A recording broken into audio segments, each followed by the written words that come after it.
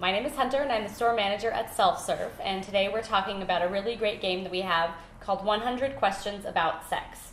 So we like games in general because it allows people an opportunity to be playful, and it gives a sort of structured framework in a way that sometimes we don't feel like we have permission to do in our regular lives. So this has 100 cards in it. Each card has an X on the back. Single X are the most tame cards, and then there's double X and triple X. So to give you an example of what some of these questions are, this is the single X card. What personality and character traits are most important to you in a partner? The double X card, have you ever had completely silent sex, and what was that like?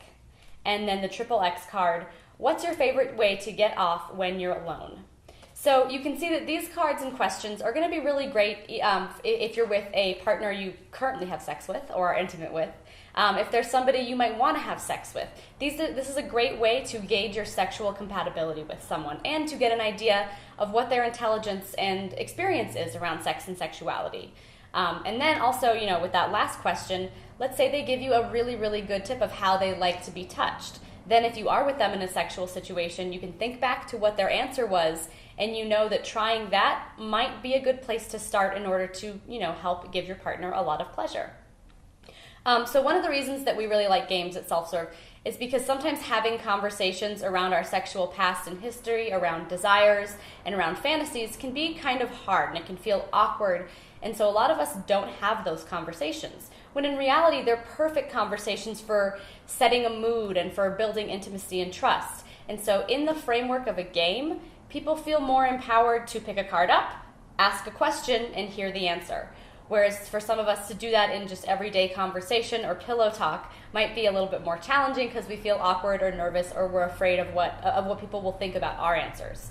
So we love games because they really do give us a structured way to have important conversations around sex and sexuality, and they give us an opportunity to play a little bit more because we think that adults need more playtime.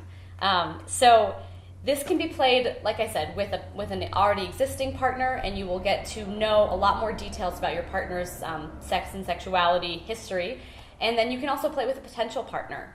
But you can also just play this with a group of friends, and it's a really good way to normalize discussions around sexuality and to say that it's not bad or wrong to talk about sex with friends.